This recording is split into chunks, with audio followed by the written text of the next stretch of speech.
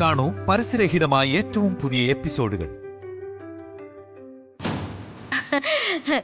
സത്യം, നമുക്കൊരാളെ തകർക്കണമെന്ന് തോന്നിയ തകർത്ത് അസ്ഥിവാരം തോണ്ടിയിട്ടേ നമ്മൾ അടങ്ങും.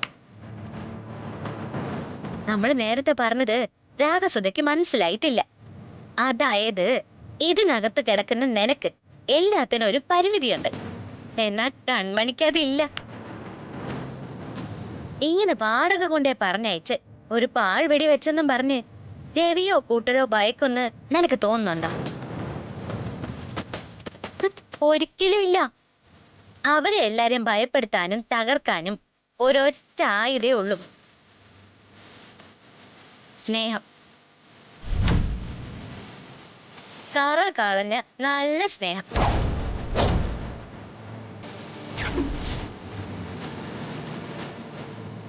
തലയിലേക്ക് തുളഞ്ഞു കയറുന്ന വെടിയുണ്ടേക്കാളും ശക്തിയുണ്ട് രാഗസുധേ ഒരാളെ സ്നേഹത്തിന്റെ നെറുകയിൽ കൊണ്ടെത്തിച്ചിട്ട് അതേ സ്നേഹത്തോടെയുള്ള ഒരൊറ്റ തള്ളിന്. ആ വീഴ്ചയില് അവര് മനസ്സിലാക്കും കൂടെ ഉണ്ടായിരുന്നത് മാലാഖയുടെ പരിവേഷം ഉണ്ടായിരുന്ന ഒറ്റകാരിയായിരുന്നു എന്ന്. ആ സുഖം ഒരിക്കലും ഒരു വെടിയുണ്ടയുടെ പിടപ്പിൽ കിട്ടില്ല. നീ ഇവിടെ ഇറങ്ങുമ്പോ നീ പറയുന്ന സ്ഥലത്ത് പറയുന്ന സമയത്ത് നിന്റെ തോക്കിൻ മുനയിൽ നിനക്ക് കൊല്ലാനുള്ള എല്ലാരെയും കൊണ്ടു നിർത്തി തരും ഈ കൺമണി. ശ്രീലക്ഷ്മിയുടെ പ്രണയത്തിൽ കൂടി ഈ കൺമണിക്ക് അതിന് കഴിയും. നമുക്ക് നീ കുറച്ച് പൈസ മാത്രം തന്നാ മതി. എന്താ സംശയമുണ്ടോ നിനക്ക്? നീ പറയുന്നത് പോലെയാണെങ്കില് ഒരേ ഒരു തവണ ഞാൻ നിന്നെ വിശ്വസിക്കാം.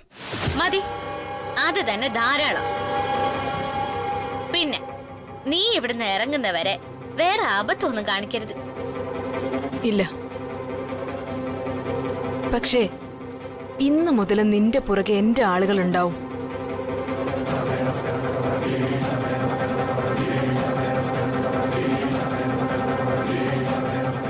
ഈ പറഞ്ഞതിനപ്പുറം വേറെ എന്തെങ്കിലും സംഭവിച്ചാല് ആദ്യം കൊല്ലുന്നത് നിന്നെ ആയിരിക്കും.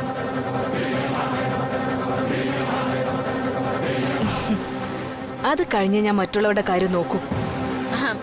അതിനപ്പുറം ഒന്നും സംഭവിക്കില്ല. അപ്പൊ കൺമണിയായ നമ്മളും രാഗസുധയും ഒന്നിക്കുന്നു. ലക്ഷ്യം രണ്ടുപേർക്ക് ഒന്ന്. പൈസയ്ക്ക് വേണ്ടി സ്നേഹത്തിലൂടെ രവിവർമ്മനെ ചതിച്ച് ഞാൻ രാഗസുധയ്ക്ക് കാഴ്ചവെക്കുന്നു.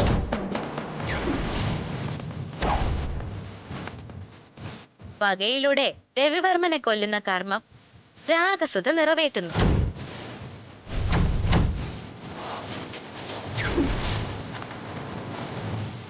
നമ്മൾ പറഞ്ഞെല്ലാം കറക്റ്റ് അല്ലേ? ഒന്ന് തോന്നേ, വാ. ആ കഴിഞ്ഞിട്ടാ നീട്ട്.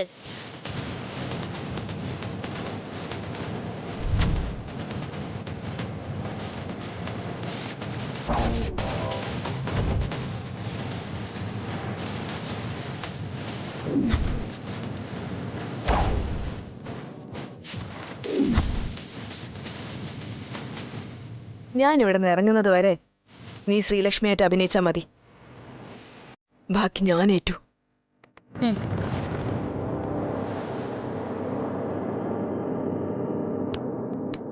മതി മതി, കൊറേ സമയായി. വാ വാ, സമയം കഴിഞ്ഞു.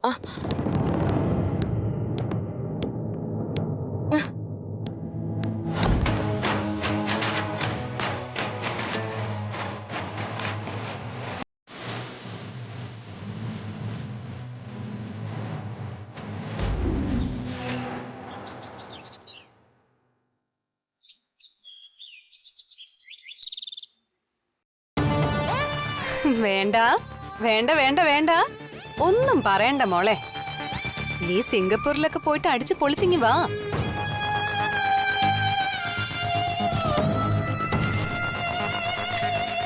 ഇവന്റ് മാനേജ്മെന്റ് കൊണ്ട് നിനക്ക് കിട്ടിയൊരു ഭാഗ്യമാണ് ലോകം ചുറ്റാനുള്ള ഈ അവസരം.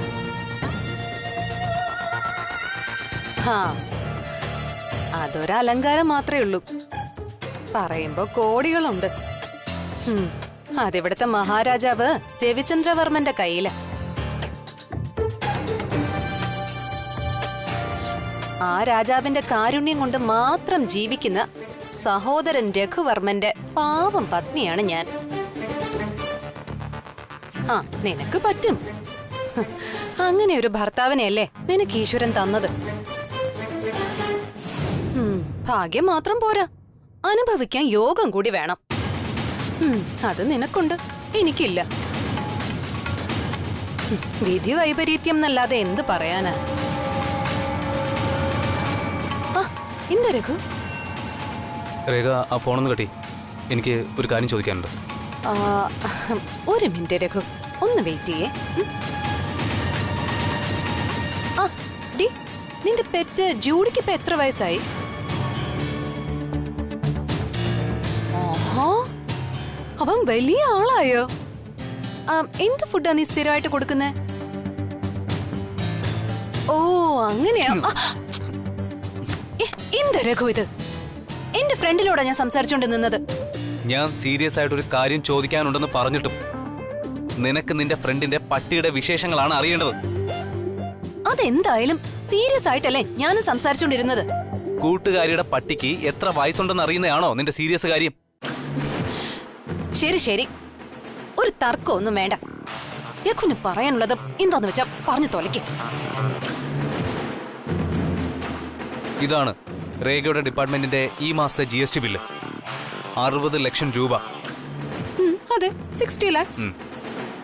ഇതൊക്കെ എന്തിനാ ഇപ്പൊ എന്നോട് പറയുന്നത്? രാജനന്ദിനി ഫുഡ്സിന്റെ ഡിപ്പാർട്ട്മെന്റ് ഹെഡ് നീയല്ലേ?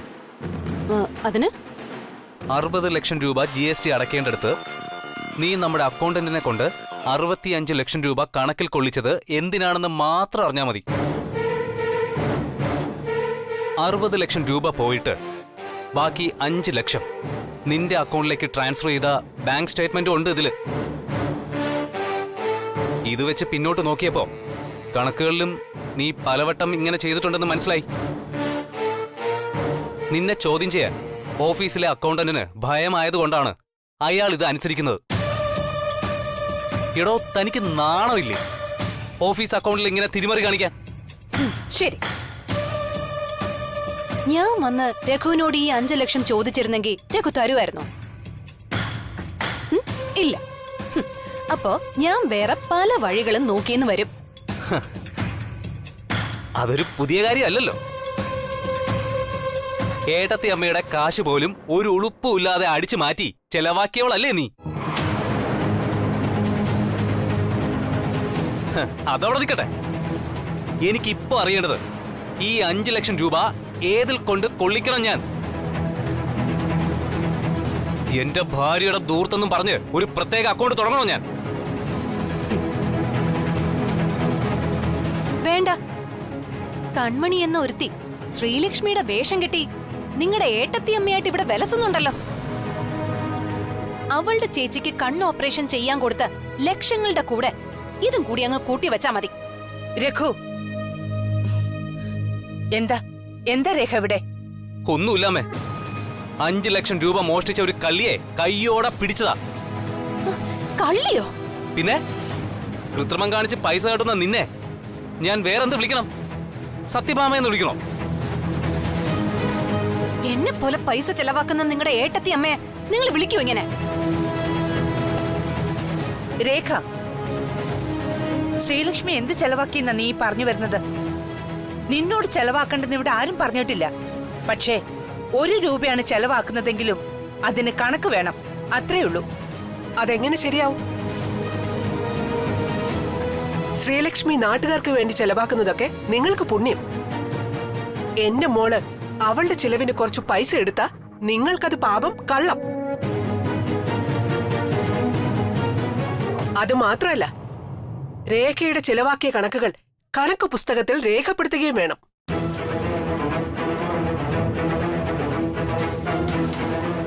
മൂത്ത മരുമോളെ ദേവിയായും രണ്ടാമത്തെ മരുമോളെ മൂദേവിയായും കാണുന്നതിന് കുഴപ്പം ഇതൊക്കെ.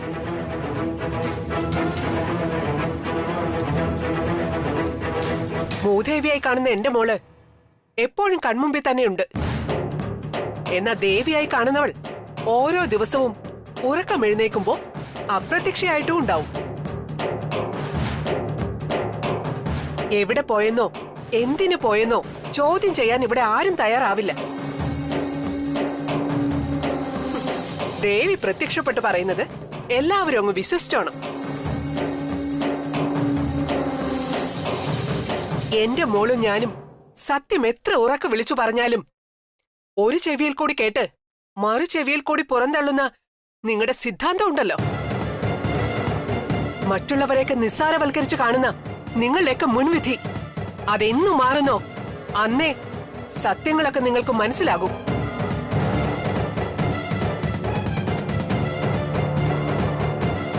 നിങ്ങളുടെ ഓരോ തെറ്റിദ്ധാരണകൾക്ക് ഉത്തരം കിട്ടാതെ വരുമ്പോ പ്രതിക്കൂട്ടി നിർത്തി നിങ്ങൾക്ക് വാദപ്രതിവാദം നടത്താനല്ല ഞാൻ എന്റെ മോളെ ഇങ്ങോട്ട് അയച്ചത്.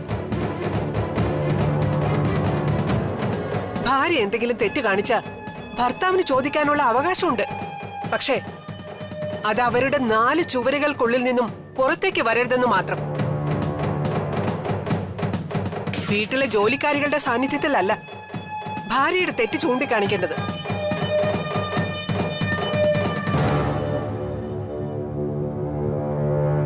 അങ്ങനെ ഒരു മുറിക്കകത്ത് വെച്ച് തീർക്കേണ്ട പ്രശ്നമല്ല ഇത്.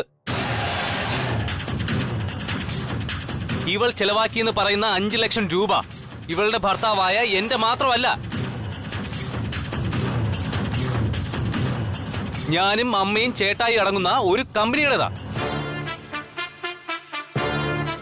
അപ്പോ അവരുടെ മുന്നിൽ വെച്ച് തന്നെ ഞാൻ അത് ചോദിക്കും. ഉത്തരം പറയേണ്ട ബാധ്യത ഇവൾക്കുണ്ട്.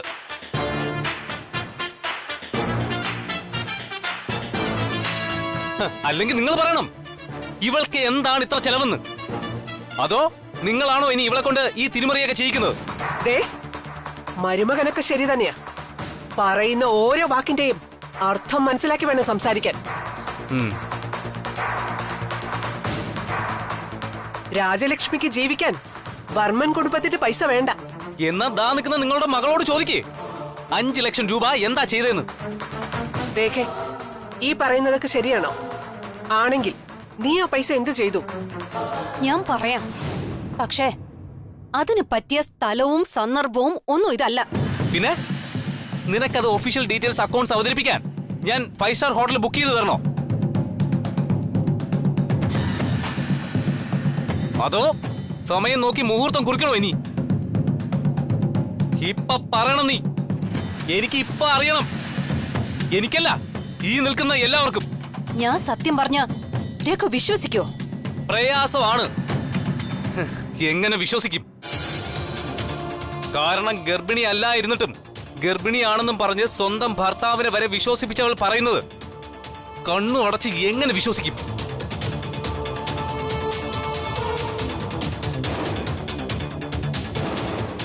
എന്റെ സ്ഥാനത്ത് നീ ആയിരുന്നെങ്കിൽ നീ വിശ്വസിക്കുമായിരുന്നോ? അങ്ങനെ ഞാൻ പറഞ്ഞപ്പോ എന്റെ ഭർത്താവ് ഉൾപ്പെടെ എല്ലാവരും വിശ്വസിച്ചെങ്കിൽ എന്റെ ഭർത്താവിന്റെ മിടുക്കും ചുണയും പരിശോധിക്കേണ്ട സമയമായി എന്ന അർത്ഥം.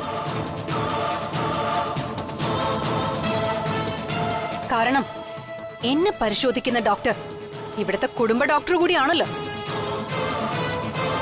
അപ്പോ സ്വന്തം ഭാര്യയുടെ ഗർഭാവസ്ഥയില് എന്തൊക്കെയാണ് ഭർത്താവായ താൻ ചെയ്യേണ്ടതെന്ന് ഒരു ചോദ്യമെങ്കിലും രഘു അവരോട് ചോദിച്ചിട്ടുണ്ടോ?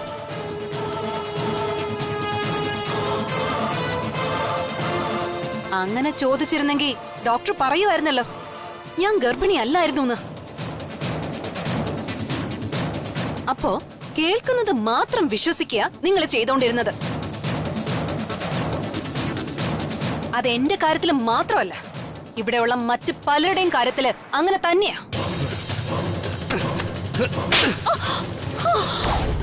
രഘു,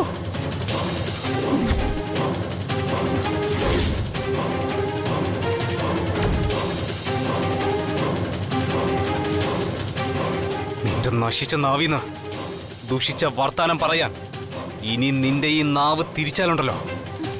തല്ല്, എന്നെ തല്ല്, എന്നിട്ട് കുറ്റം മുഴുവൻ എന്റെ തലയിൽ കൊണ്ടുവയ്ക്ക്.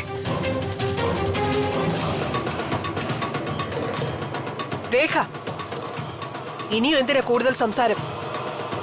നീ ഒന്ന് പറഞ്ഞ രണ്ടാമത്തതിന് നിന്നെ തല്ലുന്ന ഒരുത്തന്നെ നിനക്ക് എന്തിനാ?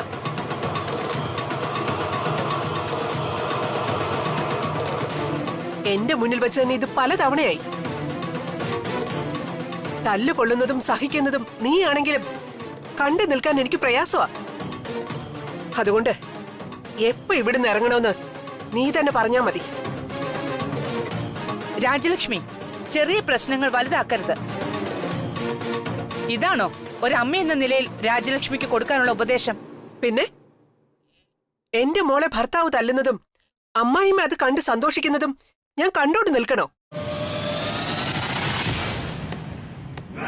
ഇപ്പൊ ഇവിടെ നടന്നതാണോ ഗായത്രി അമ്മ ചെറിയ പ്രശ്നം എന്ന് പറഞ്ഞത്? അപ്പൊ വലിയ പ്രശ്നം എന്താണ്? ഇനി അങ്ങനെ ഒരു വലിയ പ്രശ്നം ഉണ്ടായാൽ ആ പ്രശ്നം തീരുമ്പോ എന്റെ മോൾ ഈ വീട്ടിൽ മരിച്ചു കിടക്കുമല്ലോ.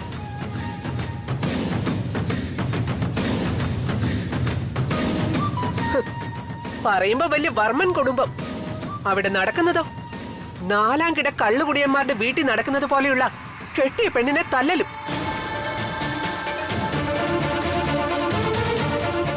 ഞാൻ പറഞ്ഞിട്ടാ എന്റെ മോൾ ഈ ബന്ധത്തിന് തയ്യാറായത്. ആ ഞാൻ തന്നെ പറഞ്ഞാൽ ഈ ബന്ധം അവളെ ഒഴിയുകയും ചെയ്യും. കാരണം അത്ര നല്ല അനുഭവങ്ങളാണല്ലോ അവൾക്കിവിടെ. ഇറങ്ങി പോണമെങ്കിൽ പോവാം, അതിന് ആരും തടയില്ല.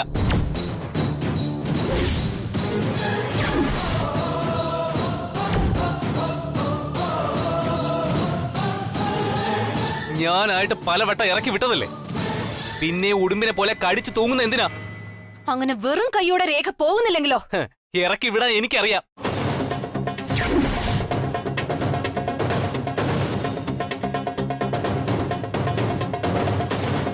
അത്രയ്ക്കാണത്തുണ്ടോ എന്റെ മരുമകന്? ആദ്യം നിങ്ങൾ ഇവിടെ നിന്ന് ഇറങ്ങ്.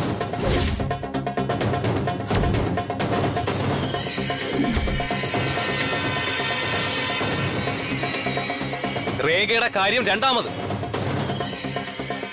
അങ്ങനെ എന്റെ കാര്യം മാത്രം അവധിക്ക് വെക്കണ്ട. ഞാനും അമ്മയും ഇവിടെ നിന്ന് എങ്ങും പോകുന്നില്ല. ഇറങ്ങി പോടി.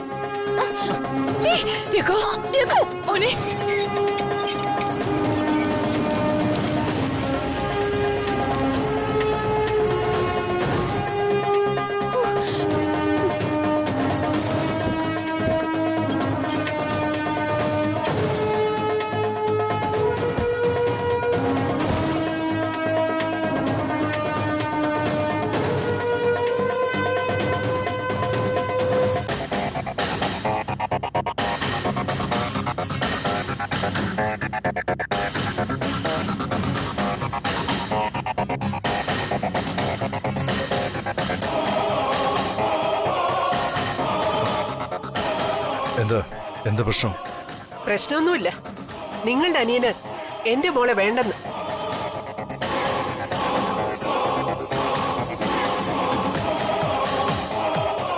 ഒരടി ബോണസായി അവിടെ കവളി കിടപ്പുണ്ട്. ഇറക്കി വിടാൻ തുടങ്ങിയപ്പോഴാണ് നിങ്ങൾ വന്നത്. എന്തായാലും ഒരു കാര്യം ഞാൻ തീരുമാനിച്ചുറപ്പിച്ചു കഴിഞ്ഞു. ഞാനിനി ഇവിടെ നിൽക്കുന്നില്ല. എന്നോടാ എന്റെ മരുമകൻ ആദ്യം ഇറങ്ങിപ്പോകാൻ പറഞ്ഞത്. എന്താ രഘു ഇതൊക്കെ? എന്ത് പ്രശ്നം ഉണ്ടായാലും നീ ഇങ്ങനെ പെരുമാറുന്ന എന്താ?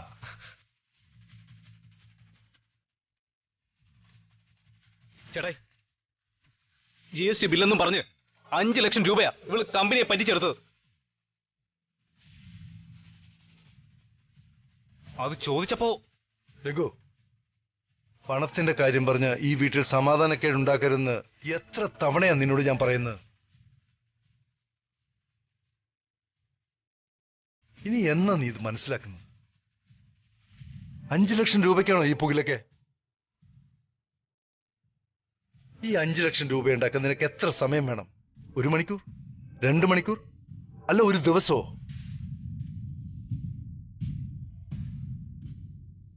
അങ്ങനെ 1 ദിവസം കൊണ്ട് തീരുന്ന ഈ നിസ്സാര കാര്യത്തിനാണോ നീ അനിയത്തി കുട്ടിയെ പടിക്ക് പുറത്താക്കാൻ നോക്കുന്നത്? അത് ചേട്ടായി, ഞാൻ ചോദിച്ചപ്പോ അവള് മറുപടി പറഞ്ഞത് വേറെ ആയിരുന്നു. അതും അമ്മയുടെ മുന്നിൽ വെച്ച്.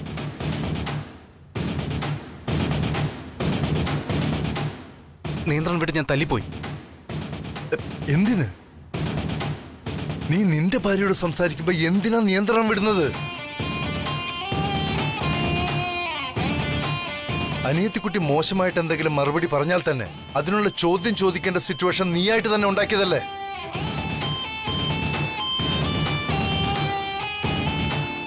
രാജലക്ഷ്മി അമ്മയോടും അനിയത്തിക്കുട്ടിയോടും എന്റെ അനിയന് വേണ്ടി ഞാൻ മാപ്പി വയ്ക്കുന്നു.